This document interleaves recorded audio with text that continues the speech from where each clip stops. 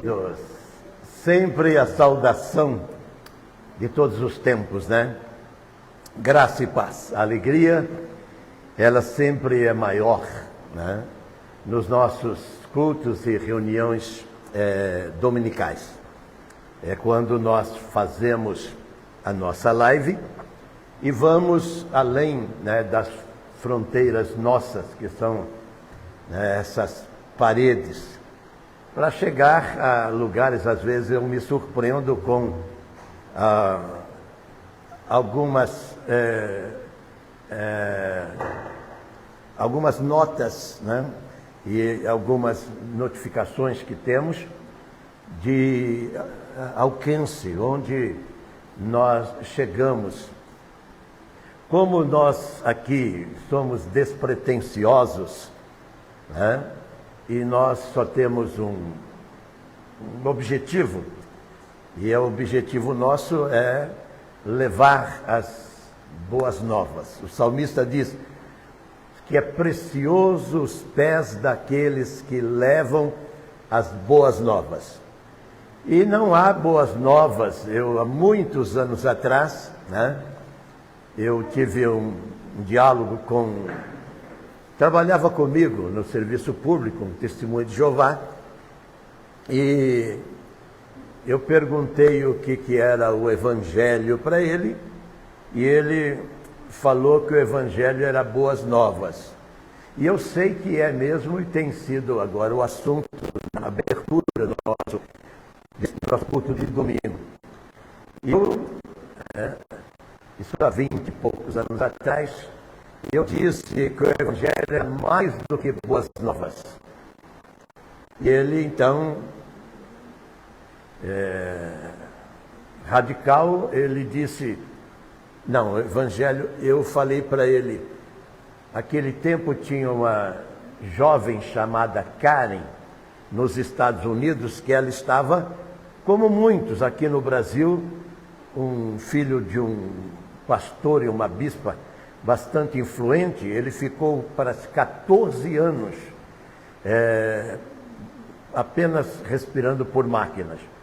E lá eles entraram na justiça para desligar os aparelhos.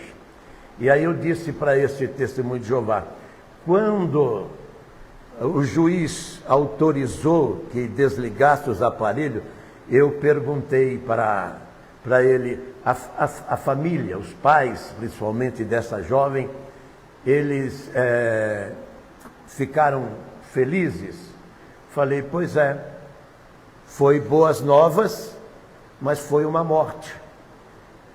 Eu gosto de pegar, às vezes, essas pessoas religiosas, justamente, foi uma morte, mas foi uma boas novas. E eu disse para ele que o Evangelho era mais do que isso. O Evangelho é vida, e vida abundante, vida eterna, vida que não acaba. Entende? E ali foi uma boa nova, porque depois de muitas, né, lutas, batalhas em tribunais, a família conseguiu a eutanásia, né, para desligar os aparelhos e a menina Karen morrer. Foi anunciado no mundo todo, né? Esse caso do filho aí, quase que eu falo o nome dele, né? Mas também, se falar, também não tem nada, porque o Tite é conhecido como o filho da bispa Sônia, né, e do apóstolo Estevão Hernandes, né? Ele ficou 14 anos vivendo por aparelhos. E um dos médicos, né, inclusive judeu, conversou com ela para que desligasse os aparelhos. E ela insistiu em não fazer. E até que não teve mais jeito. E algumas pessoas, elas imaginam que Deus faz aquilo que Ele não pode fazer. Tem coisa que Deus não pode fazer. Entendeu? Exemplo, Ele não pode levar você para o céu se você não quiser ir. Ele não pode. E Ele já fez de tudo para levar você para os céus. Eu sempre uso, né, a área do Wagner, que é a área médica. O médico, ele fica esperando que o paciente queira viver para o próprio medicamento responder. Entendeu?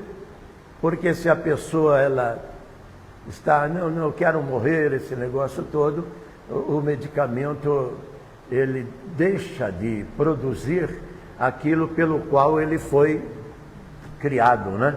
Ele foi criado. Então, quando eu até brinco às vezes, mas não brinco não, eu brinco brincando, falando sério, né? Que as pessoas preferem acreditar em um analgésico porque está com dor de cabeça, essas coisas todas, mas não consegue crer nesse livro. Aí eu pergunto, né? Você conhece o químico? Você conhece o laboratório? Você conhece as pessoas que criaram aquele medicamento? Né? E eu agora, com a velhice chegando, pela primeira vez estou, né, graças a Deus, o medicamento, né, com a oração, né, está ajudando. Paulo falou para Timóteo para não beber somente água, mas também um pouco de vinho, mas com o cunho de ser medicamento. Ele diz, para as suas constantes enfermidades. Diz que Timóteo tinha uma enfermidade estomacal e o Paulo vai aconselhar ele a tomar como medicamento. Mas cuidado, porque a própria Escritura diz para você não ficar fazendo essas coisas, né? Provérbios 23, 31 diz para você não olhar para o vinho, como os caras do carnaval agora estão olhando. Você já viu como é que eles estão olhando? Estão chapando mesmo. Eu vejo eles, eu não olho, né? Mas eu não olho, é muito cinismo, né?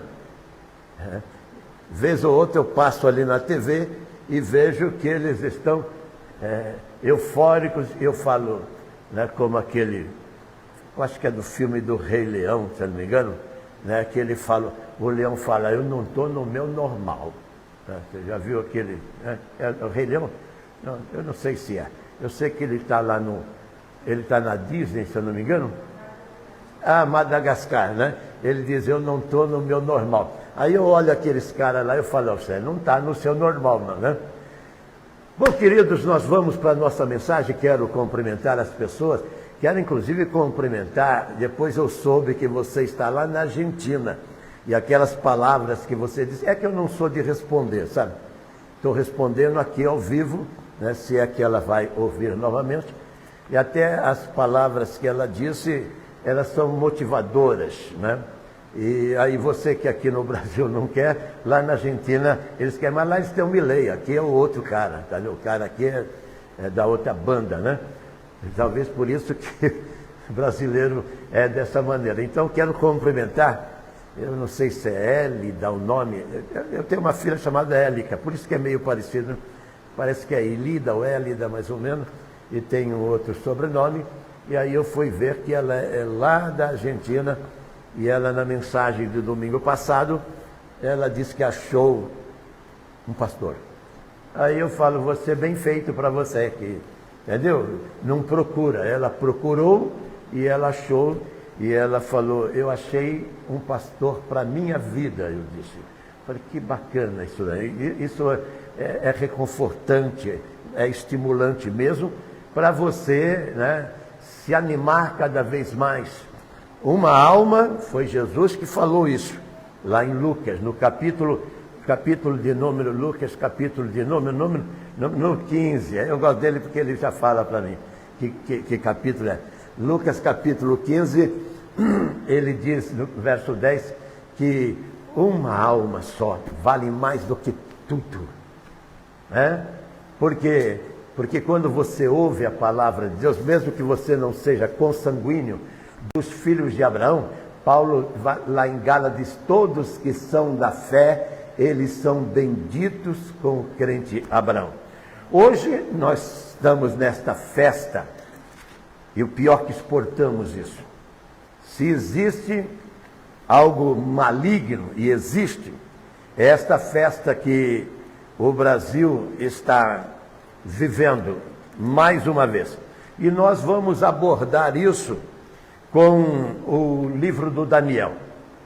Daniel tem uma passagem que ela é significativa para o que está vivendo mais uma vez esta nação. E eu espero que esta mensagem, ela seja, e ela é mais do que necessária para os tempos que estamos vivendo aqui e até para despertar, acordar e fazer com que nós vamos abrir os ouvidos e os nossos olhos para esse momento ruim, mais um momento ruim de tantos anos aqui no nosso país. Daniel capítulo 5. A Bíblia Sagrada, o livro de Deus, ele se expressa da seguinte forma: o rei Beltesazar, o grande estadista da Babilônia, deu um grande banquete a 1000 dos seus grandes e bebeu vinho na presença dos 1000. Enquanto Beltesazar bebia e apreciava o vinho, mandou trazer as taças, os castiçais, os utensílios de ouro e de prata que o seu pai Nabucodonosor tirara do templo, que estava em Jerusalém, para neles beberem. O rei Beltesazar, os seus convidados, seus convivas, grandes, as mulheres e as amantes, concubinas. Veja como era profano. Então trouxeram os utensílios de ouro que foram tirados do templo da casa do Senhor, da casa de Deus, que estava em Jerusalém, e beberam neles o rei, seus grandes, as mulheres e as amantes. Beberam o vinho e deram louvores aos deuses de ouro, de prata, de bronze, de ferro, de madeira e de pedra.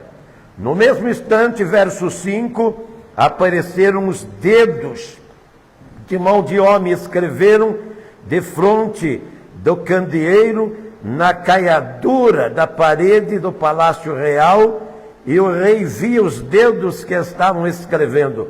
Então mudou o seu semblante e os seus pensamentos se turbaram, e juntas dos seus lombos se relaxaram e os seus joelhos batiam um no outro. Até aqui. Deus e Pai, aqui está o texto escolhido. Oro suplicando o teu auxílio. Não há na terra, Senhor, nenhum competente e hábil que seja, Senhor amado, especialista para discernir e trazer aquilo que o Senhor inseriu no teu santo livro para esses tempos e todos os tempos, enquanto houver graça nesta terra. Ajuda-nos nessa transmissão e que nada perturbe, atrapalhe, inquiete esse nosso momento. Te pedimos em nome de Jesus. Amém. Queridos, como dissemos na abertura, nós estamos vivendo aqui no Brasil o Carnaval. E o Carnaval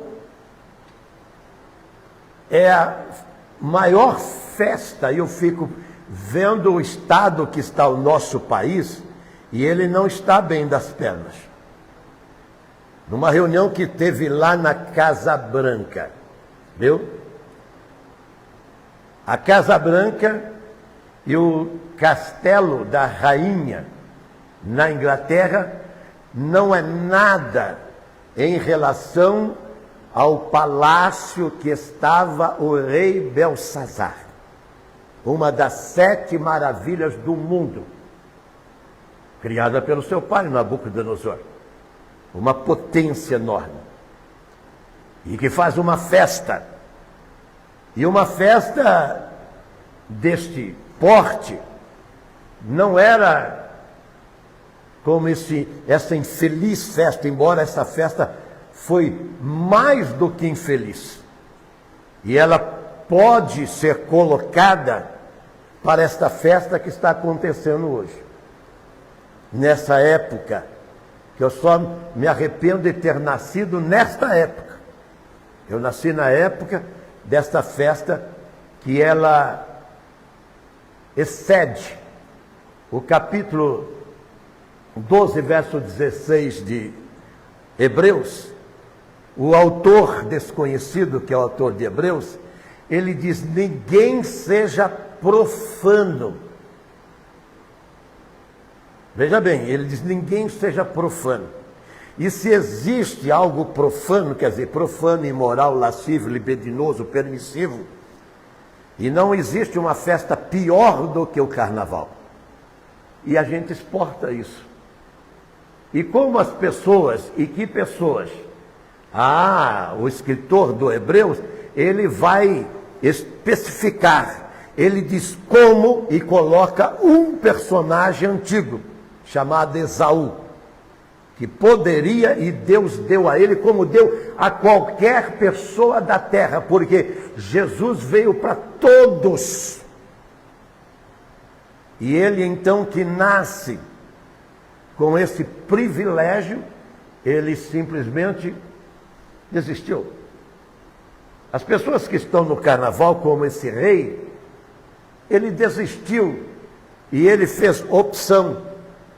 E o grande problema do homem é a opção que ele tem. Quando eu encontro as pessoas na rua, eu paro para conversar com elas, até para receber, né? Como lá no mercado, né, bem? Então, aquele homem lá que eu falei que ele não tinha dinheiro, ele parece que ficou... Depois eu soube que ele era crente. Aí, quando eu falei que era crente, eu falei, não acertei com você? Você está dizendo que é filho de Deus, ele é dono da prata e do ouro e você não tem dinheiro? Aí ele ficou meio, né? Mas mesmo assim, mesmo assim você é meu irmão. Então, o que vai acontecer? Essas pessoas que elas vão descer a linha, existe uma linha divisória que Deus traçou, e você pode passar, mas ele aconselha você a não passar essa linha, e essa linha é a linha que o Esaú passou, e ele fala, como ele... Tem pessoas que saem da história, como Abraão, Isaac, Jacó, Davi, Paulo, Elias e tantos personagens da Bíblia. Agora tem outros que saem como esse cara aqui, como o rei Belsazar, e como também o personagem que nós estamos evocando aqui, o Esaú. Por quê? Porque fez a escolha. Veja bem que quando você vai ler o livro de Esther, ali tem um outro rei, é o rei Assuero, que veio depois desse cara aqui. Mas por que veio o rei Assuero? Para ocupar o lugar desse cara? Porque esse cara está fazendo bobagem. E Deus, ele é vingador. A religião, presta atenção, você que está me ouvindo, e talvez pela primeira vez, como aconteceu com a Argentina lá da semana passada, você aprendeu que Deus é bonzinho, que Deus é misericórdia, e Ele é. São os talentos, os dotes, as virtudes dele. Ele é mesmo. Mas Deus não é bonzinho, gente. Deus é bom. Eu aprendi com um diácono da Igreja Batista, há muito tempo atrás. Era pai de um colega de trabalho, o Elinho.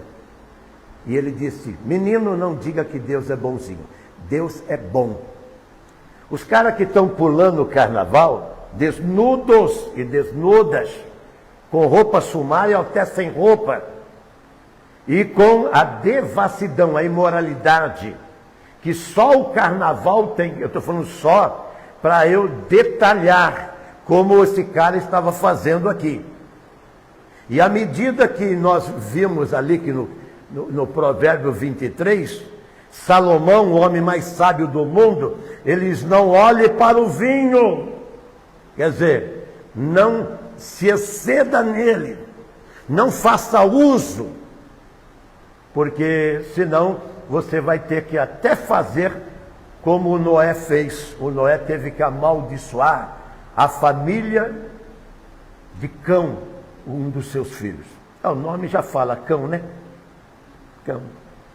E amaldiçoou até um neto, que foi Canaã. Aquele pessoal que morava lá, aonde Deus resolveu tirar, o dono da terra, resolveu tirar eles de lá para colocar os hebreus. E eles até hoje fazem aquelas ranhuras, e eles não querem aceitar, eles não querem se submeter. Mas Deus cansou, gente. Aqui vocês não leram, ou eu não li com vocês, porque eu parei no verso de número 6. Mais para frente, vai aparecer, como nós lemos, na parede estucada de um palácio, uns dedos de mão escrevendo Mene, Mene, Tekel, Upharsin. E ele então começou a tremer como nós paramos. Esse rei. Mas por que apareceu tudo aquilo? Porque ele estava fazendo o carnaval, gente. E o carnaval, e vocês viram lá que ele resolveu beber. E sabe quanto? Veja bem, ele é dono de 121 províncias. Ele está com esses governadores, esses presidentes, ele está com esses prefeitos, esses grandes, diante do palácio. E ele está mostrando toda a glória dele, e ele quer mostrar a glória.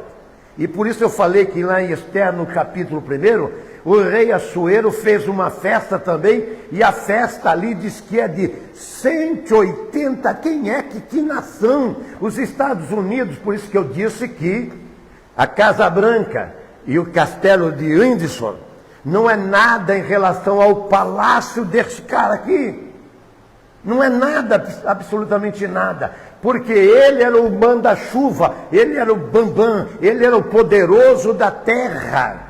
E ele está fazendo uma festa de 186 meses para os grandes.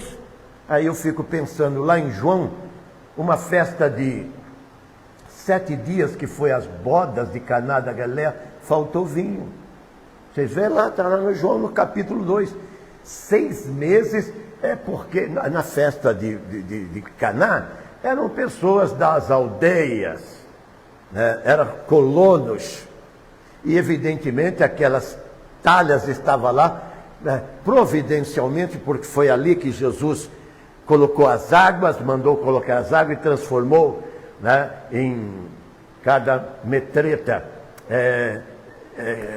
cada talha com, eu não me lembro agora, eu acho que 10 ou 15 metretas, né, que vai dar em torno de 40 litros, 30 e poucos litros de água, e no caso foi transformado em vinho. Jesus fez em vinho, e o melhor vinho. Lógico que lá no palácio eles estavam dando uma festa com o melhor vinho que existia. Há pouco tempo saiu uma notícia aí na sua televisão que o Lula, o nosso presidente, você gosta de provocar? Não, é que ele estava dizendo que se quisesse, falou para o jornalista que mandava o lixo da casa dele para a casa do jornalista. E o vinho dele custava 5 mil reais, segundo esse jornalista. Eu acredito que do rei Assuero era um daqueles vinhos, né, feito, talvez, né, não existia França naquele tempo, né, mas feito na França, com aquelas uvas, né, daquelas montanhas, aqueles vinhedos lá que faz aqueles, que custa milhares, que o rei estava tomando. Só que ele ficou chapado, como qualquer pessoa que não quer saber dos conselhos de Deus, que no Provérbio 23 diz, não olhe para o vinho quando ele é embebeda. Mas as pessoas do carnaval não querem saber disso. Fala, como que nós vamos pular? E você vê que eles estão pulando o carnaval, cada um com seu copo, cada um com sua bebida na mão, e eles estão num ânimo fantástico. Talvez você que está aqui não esteja tão inspirado como ele. Também com o espírito que está lá, aqui você não vai conseguir fazer mesmo. Porque aqui é outro espírito. Entendeu? A Bíblia diz que Caleb e Josué, lá em Números capítulo 14, diz que houve outro espírito. É o espírito que está aqui. Mas o espírito que está lá é esse espírito que estava aqui, lá na Babilônia. Esse espírito onde você tem tudo quanto é sorte de orgia. O que ele estava fazendo com as mulheres e com as concubinas e com os grandes da terra, nada mais era do que isso. E depois, como o inimigo de nossas almas Ele não fica feliz se você só está fazendo algo que, em outras palavras, não vai matar você, pelo menos agora. Então ele quer que você faça uma overdose. Você não está vendo os caras? Há pouco tempo, um cara na Argentina pulou lá do 3º andar e depois foi a perícia lá e tinha cocaína para tudo. É uma estrela grande. Dessas que vem e as pessoas compram e pagam uma fortuna para ir no show delas. E elas vão subir no palco como esse rei Beltesazar. Beltesazar era um homem de Deus, que era Daniel. Esse é Belsazar. Tem esses trocadilhos todos. É o rei, pai dele, o Nabucodonosor, que fazia apenas para homenagear Bel. Quem era? Era o Deus da Babilônia. E ele quer exaltar. Você viu que eles trouxeram as taças, as coisas de Deus, que não podiam ser tocadas. O capítulo 6 lá de Samuel, 2 Samuel, diz que um dia a arca do Senhor, Davi resolveu trazer para Jerusalém. Estava lá em Kiriat Jearim. E quando vinha trazendo, Davi foi zeloso. Mas ele não seguiu o que está aqui. Não adianta você ter zelo e não ser, né? Paulo escrevendo aos Coríntios diz, lá no capítulo 10 de Romanos, que os judeus têm zelo, mas não o zelo que precisa ter. Mas não com o que? Com verdade. E o Davi fez uma carruagem fantástica. Ele é o rei bambão Davi naquela região, porque ele está no auge do poder dele. Mas ele não é esse profano aqui, Beltesazar. E ele então mora em palácio e ele quis trazer a arca. A arca significa o quê? A presença de Deus no meio do povo dele. Aí ele fez aquela arca e foi buscar essa arca. No meio do caminho, os bois, né, não tinha rua pavimentada como hoje. A arca fez como se fosse cair e um rapaz chamado Uza pôs a mão e veio lá um raio dos céus e ele foi destruído. Eu às vezes brinco que se eu fosse Deus eu ia usar muito esse expediente de raio, né? Aí vocês iam ver como é que ia ser, entendeu? Eu ia pôr raio e trovões para tudo quanto é lado, entendeu? Porque carnaval, principalmente, eu duvido que se eu fosse Deus tivesse carnaval, gente, entendeu? Por isso que Deus é bom, não é bonzinho, que eu ia ser um Deus bonzinho, eu ia raios e trovões, como lá no Canal 2 tinha aquele seriado lá, né? Muito bom, inclusive, as crianças, eu ia fazer isso, né? Aí o que acontece? Ele morreu. Aí o Davi nem levou a arca. E aí ele foi consultar o sacerdote. Consultar o sacerdote, você que está me ouvindo, talvez pela primeira vez. Consultar o sacerdote é você ver, não é falar com o pastor, com o papa, com o padre, com o guru, com o líder da sua igreja. É consultar esse livro aqui. Ele foi consultar o sacerdote e o sacerdote falou como que deve tratar as coisas santas de Deus, e a arca era isso. Assim como os utensílios, as taças que foram feitas nos tempos que Moisés estava atravessando o deserto, para o quê? Para ser instituído a celebração do culto a Deus. As coisas de Deus, como eu sempre digo, olha, esse cavalete, essas cadeiras, esse púlpito, esses aparelhos, é tudo consagrado ao Senhor. Eu não posso pegar esse aparelho e de repente vai ter um negócio lá e eu vou... Não, pode levar, faz a festa que você fizer e depois você traz. Já aconteceu? Eu não posso. Por quê? Porque é separado e consagrado. Só os levitas, só aqueles que Deus instituiu que podiam tratar daquilo, como também os utensílios que o pai dele, o Nabucodonosor, levou para a Babilônia, quando Deus estava castigando. Deus castiga, está vendo? Deus não é bonzinho, não. Deus estava castigando o povo dele. Eu falei aqui que se tem um povo que Deus sempre machuca, somos nós. Aí eu fico vendo, o cara está pulando o carnaval.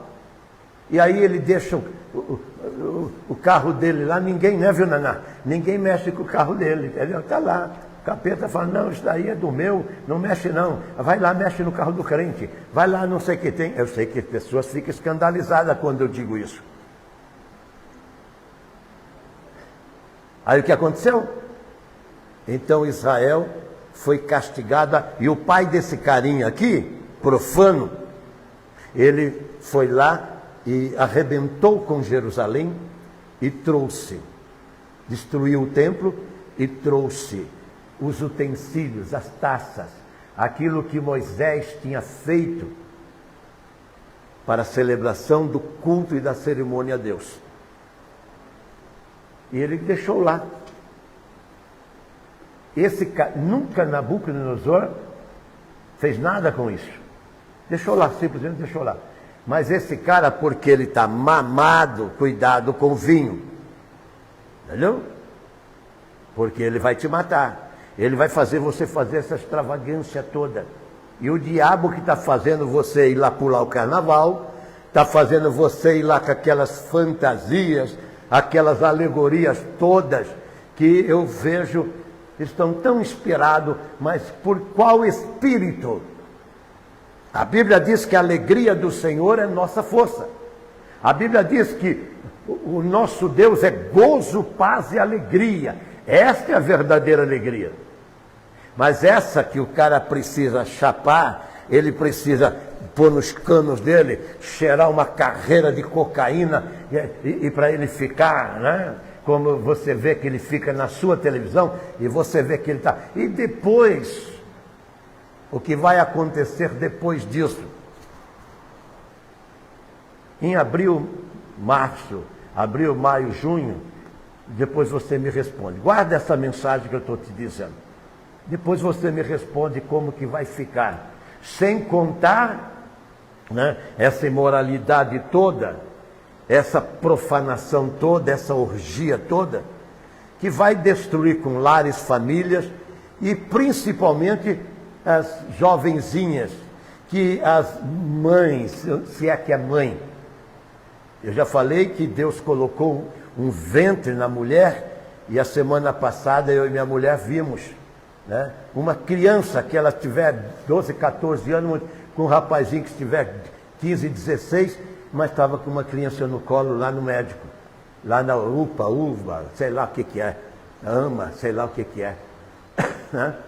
E eu vi, eu falei, que pena,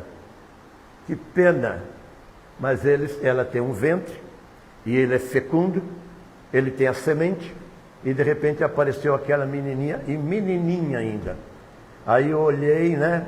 Depois, perto de casa, eles passam de novo. Eu falei para a mulher, né, bem? Olha aí, é aquele casalzinho, duas criancinhas que estão com uma criancinha no colo. Agora, quando chega essa época, eles vão soltar a franga, como você vê, as milhares de pessoas. Agora, o que aconteceu aqui? Apareceu uma mão. Será que esta mão não está aparecendo para o Brasil? Agora, embora eles não vão parar na quarta-feira. Aliás, eles não começaram na sexta, já começaram antes de começar o fevereiro, antes de terminar o fevereiro. Aliás, no Natal eles já estavam trabalhando todas essas alegorias. Ainda bem que pegou fogo numas aí, né? Não sei se vocês viram, né? Se eu fosse Deus, eu punha fogo em todas elas. Duvido que ia sair um carro alegórico se eu fosse Deus. Não ia mesmo. E ninguém ia, né? O microfone eu apagava todos. Não, eu tinha raios e trovões. Estava resolvido o problema do carnaval, entendeu? E de toda a profanação. Não ia ter boate, não ia ter esses lugares furtivos que estão por aí. Não ia ter mesmo. Por quê? Porque isso é profano. O que é profano? Indigno para com Deus. Sabe por quê? Porque Deus é 3 vezes santo. Santo no Pai, no Filho e no Espírito Santo. Eu sei que a sua cabeça não dá para você pensar, né, talvez como eu. Por quê? Porque os seus pensamentos estão voltados para esta alegria profana e eles dizem, não, isso é alegria do povo, sem contar o meu imposto que vai para isso. A minha indignação é que o meu imposto, que era para arrumar um monte de coisa, escola, saúde, asfalto e segurança, né? Que hoje parece que para nós não teve segurança, entendeu? Eles vão gastar com tudo isso aí. E aí eu fico como que indignado. Então, se eu fosse Deus, eu teria uma solução, porque eu não seria esse Deus bom, seria um Deus bonzinho. Entendeu? Só bonzinho. Né? Aí o que vai acontecer? Apareceu aquelas mãos, aqueles dedos de mãos, escrevendo. Mas por quê? Porque ele excede, e todo aquele que vai viver esta festa imunda, imoral, profana, que ela corrompe o corpo, a alma e o espírito da pessoa. O diabo é assim, ele não só quer corromper uma parte de você, você também é trino, é corpo, alma e espírito. Você é 3 em 1, gente. E ele quer que, e Paulo lá em Tessalonicenses 5 diz assim, teu corpo, alma e espírito conservado irrepreensível para a vinda do Senhor. Agora coloque, pense comigo, o Senhor vai voltar e todas as igrejas, por pior que sejam elas, e tem, se tem um tempo de igreja ruim, é o tempo que nós estamos vivendo. Aliás, virou um comércio, um mercado tão grande. Há muito tempo atrás, um homem que ele é conhecido, e ele foi um grande homem no Brasil, e todo mundo sabe que ele se chamava Rui Barbosa. Ele tem um ditado, ele tem uma fala que serve para todos os tempos, principalmente para os tempos que nós estamos vivendo. Ele disse que, Rui Barbosa, de tanto crescer as nulidades e de tanto aumentar a desonra, nulidades quer dizer inútil, a desonra, e aumentar e crescer a injustiça, olha para o Brasil, injustiça, e agigantar o poder nas mãos desse governo que está aí, que é chamado por Rui Barbosa, há mais de 100 anos atrás, dos maus, agigantar, o homem chega a desanimar da virtude, a chegar a rir da honra e ter vergonha de ser honesto.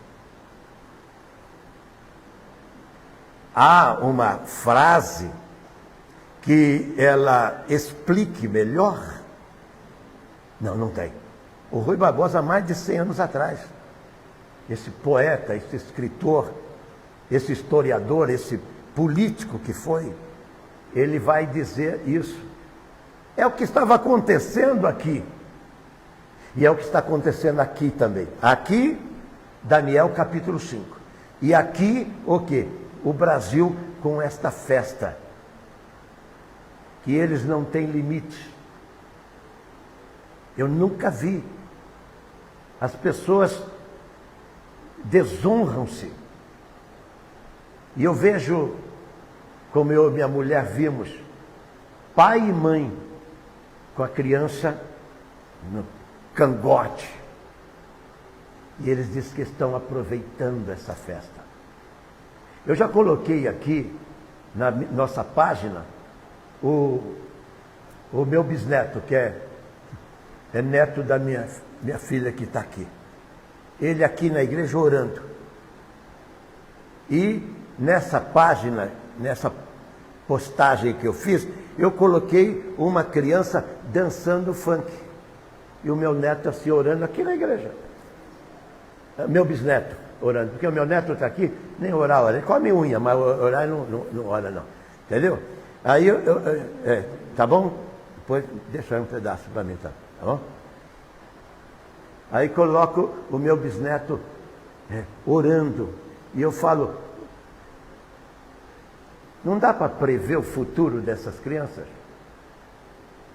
Eu não sei lá o que a mãe dele está fazendo e nem o pai dele está fazendo. Mas eu sei que o que aconteceu, e vez ou outra ele está conosco aqui, isso daí vai influenciar a vida dele. Isso daí vai, evidentemente, marcar a existência dele. E amanhã isso vai contribuir, porque a Bíblia diz que tudo contribui para o bem daqueles que buscam a Deus. E a moral de tudo isso é que a Bíblia diz que Deus, ele é galardoador, tanto para o bem como para o mal. Assim como ele virá, e ele está na iminência de vir. A Bíblia diz: o tempo está cumprido, arrependei-vos e crede no Evangelho. E Jesus está na iminência de voltar e cumprir o que ele disse: virei outra vez. E ele virá o quê? Para galardoar, como está lá em Hebreus no capítulo 11. Aqueles que o buscam, para o quê? Levá-lo, como ele diz em João. Ele diz em João 14, eu digo: eu virei outra vez e vos levarei para mim mesmo. Agora, e aqueles que estão no carnaval? Olha, eu quero dizer para você, você que está aí, talvez pela primeira vez, lá não tem esse grupo Olodum tocando aqueles tambor, não. Se você quiser tocar tambor, você tem que ir lá na macumba, no candomblé, você tem que ir na magia negra, você tem que ir no espiritismo. Lá eles tocam bastante tambor e talvez seja do agrado seu. Agora, lá no céu também não tem aquelas harpas que os caras estão tocando, não. Agora tem o trono do Pai e do Filho. E lá você vai se dobrar diante dele e fazer como nós fazemos aqui, como estamos fazendo nesta noite. E agora o que? Não mais nesta natureza adâmica e pecaminosa que nós temos, mas com o corpo transformado. Paulo diz: num abrir e fechar de olhos, ele vai mudar a nossa natureza, e assim como ele é, nós teremos o corpo semelhante ao do Senhor, e vamos estar juntos com os seres perfeitos nos ares, nos céus, no reino do Pai. O que? Usufruindo e desfrutando eternamente. O carnaval simbolicamente vai acabar terça-feira, não acaba. E depois inventaram uma liturgia que o cara vai lá e põe cinza na testa e está tudo resolvido, já está tudo. Ah, querido, como a igreja é culpada disso tudo. Eu já falei aqui que o inimigo de nossas almas, o anticristo, ele vai ganhar não só a consciência do mundo, como da igreja, por sinais e milagres. E você veja como as igrejas dos milagres estão. Você pensa que tem esse grupo aqui? Não, de maneira nenhuma. Mas o anticristo, ele vai usar esses princípios para ele atrair as pessoas. Agora, na quarta-feira, diz que vai lá e de repente está tudo resolvido. Ah, mas quando eles saíam vendendo indulgência, eles diziam que não importa quantos pecados você tiver, porque quando a sua moeda caísse no gasofilácio, quer dizer, no cofre da igreja, os seus pecados já começavam a ser apagados no purgatório. Não foi eu que inventei isso.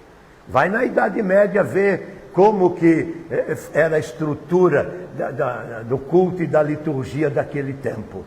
Agora, mudou? Não, não mudou, porque na quarta-feira está resolvido. Todos os excessos, aqui, sabe como foi resolvido o excesso? No palácio, você leu comigo, apareceram o dedo, escreveram: você foi pesado na balança e foi achado em falta. O Senhor tem uma balança, ele vai pesar, ele quer saber se aquilo que ele deu para você está aferindo como ele quer que seja. Que peso tem você no reino de Deus? Para você ter esse peso, você vai ter que fazer parte desse casting, está nesse hall, que evidentemente está distante daquele outro que está lá, como estava aqui distante. E eles então vão buscar as coisas sacras. Vocês viram que eles fizeram aqui em São Paulo, arrastando o diabo, o demônio, arrastando um personagem que eles disseram que era Jesus. Isso saiu em todas as televisões, inclusive na sua. Você que está ouvindo, inclusive na sua. Agora fique pensando uma coisa: como que Deus vê isso? A minha Bíblia diz: cuidado, porque de Deus não se zomba. Paulo escreve em Gálatas 6,7 e diz: Coloca juízo na sua cabeça, porque Deus não se deixa escarnecer. E aqui está uma verdade, Ele não se deixa escarnecer. Quando tocaram naquilo que era de Deus, o que aconteceu? Deus agiu, Deus tocou. Certa feita, está lá no capítulo 4 de Samuel, que o povo de Israel brigaram com o povo filisteus, e eles então levaram a arca para a cidade deles. A arca levaram, como aqui foi levado os utensílios. Foi levado, não tem nada. Não, quando eles pegaram a arca do Senhor, ganharam a batalha, porque Israel estava em pé. Olha, presta atenção, você crente, você só perde a batalha quando você está sendo o quê? Você está sendo julgado por Deus e achado em falta. Aí você perde a batalha. Se você não tiver o peso que Ele espera que você tenha, entendeu? Ele vai achar que está em falta. Aí Israel estava em falta, os filisteus foram lá e levaram a arca. Quando eles pegaram a arca e colocaram lá no templo do Dagon, Dagon era o deus dos filisteus, só para você ter uma ideia. Como eles têm essas imagens aí, lá era pior. Essas imagens que estão aí são ruins, né? Mas a de lá era pior, porque era metade homem e metade peixe. Você vê a loucura da cabeça das pessoas? Colocaram o Dagon lá e colocaram a arca. No outro dia eles foram ver, o Dagon estava debruçado no chão. Eles falaram, isso daqui aconteceu porque tinha que acontecer. Entendeu? Não, eles colocaram o Dagon de pé de novo. Aí no outro dia, quando eles foram de manhã lá para adorar o Dagon, dizer, o senhor é grande, está vendo? Aquilo que é símbolo do povo de Israel, que é a arca, nós trouxemos para cá, nós arrebentamos com ele, nós fizemos.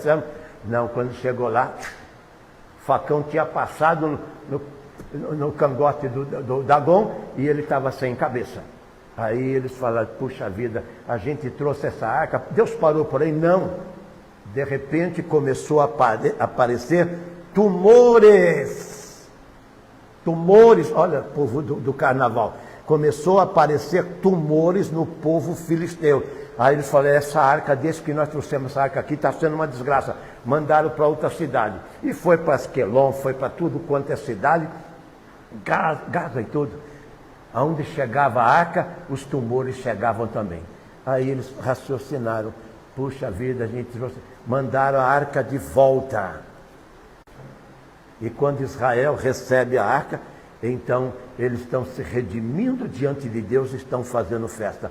A arca, esse livro aqui, eu sei que muitos de vocês têm como se fosse arca, esse livro aqui, mas não tem sentido para você e não traz benefícios e também não vai trazer como a arca que trouxe desgraça e tumores e feridas e hemorroidas e tantas doenças para aquele povo. Mas para Israel trazia bênçãos para eles, quando ele estava alinhado com Deus. Esse livro aqui, quando você está alinhado com Deus, ele traz bênção para a sua vida. Gozo, paz e alegria. E você não vai precisar, né, do vinho que eles precisam no carnaval. Vinho aqui, para o rei Belsazar. Mas aqui tem, né, as drogas, as bebidas, as músicas profanas, imorais, lascívia, licenciosa, permifisa, libidinosa, tudo para pegar você e fazer você descer ao mais baixo dos lixos que existe no mundo. O diabo sabe como fazer isso. E depois eles exportam isso e eles chamam de alegria do povo. Aqui apareceu os dedos de Deus escrevendo. E eu não tenho dúvida que já está aparecendo esses dedos escrevendo para essa nação que está chafurdando já o lixo das nações prósperas da terra. Eu quando olho o estado que está esse nosso país, eu lamento. Eu sei que Deus, para nós aqui, não se escandalize você que está nos ouvindo, para nós aqui, Deus, ele tem um suporte, ele tem uma receita, ele tem uma forma, um modelo, ele tem uma maneira de nos abençoar. porque nós não dependemos do governo federal, estadual ou municipal, como um dia eu tive que falar para um secretário quando eu trabalhava ainda. Quando ele perguntou se eu tinha outro suporte financeiro que não viesse do serviço público. Eu vi que ele tinha uma caneta que podia me prejudicar. Lá no Ibirapuera, eu disse, doutor, preciso contar uma historinha para o senhor. E contei a historinha do povo lá no deserto. Lá não tinha nada, mas Deus foi provisão para ele. E eu disse para ele, se essa porta se fechar, entendeu? Porque eu não dependo do governo federal, estadual ou municipal. Deus vai abrir uma porta 3 vezes maior para mim. E era um homem de poder na nossa cidade, aqui em São Paulo. Então Deus às vezes faz você, coloca você como num estreito, como diz os pentecostais, né? Estou no estreito, irmão, né? Para você não negar a fé e ser como Ele espera que você seja, diante dos desafios que tem. Então nós como igreja somos desafiados a dizer que aquilo que o meu imposto está bancando, o dinheiro que poderia abrir hospitais e escolas e fazer tantos benefícios, está gastando muito dinheiro com esta festa profana, dizendo que vão arrecadar dividendos e trazer divisa para o país, para o Estado, para a nação. Não, eles estão trazendo, como o Belsazar, maldição para esta nação. Agora você pode dizer, esses crentes são tudo extremistas, está vendo? Como eles não gostam de carnaval, não pulam carnaval. Não, não é que nós não gostamos. É porque nós não precisamos, o grande problema é isso. Porque nós temos os meios verdadeiros de alegria, que nós estamos pregando nessa noite para você também ter. E sair desta euforia, que ela evidentemente tem estupefacientes, ela tem estímulos outros que levam a toda essa loucura que aparece na sua televisão. Depois, agora, como o quê? Como noticiário dizendo que aconteceu extremos aqui. Aqui não tem extremos.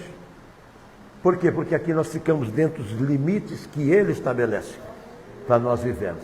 Então, nesta noite, nós vamos adorar a Deus, dizendo obrigado por nós sermos livres de todas essas ânsias que eles estão vivendo lá fora e suplicar para que eles possam ouvir uma mensagem como essa e eles acordarem, como Jesus diz lá em Mateus, no capítulo 13. Abra seus olhos e destampe os seus ouvidos.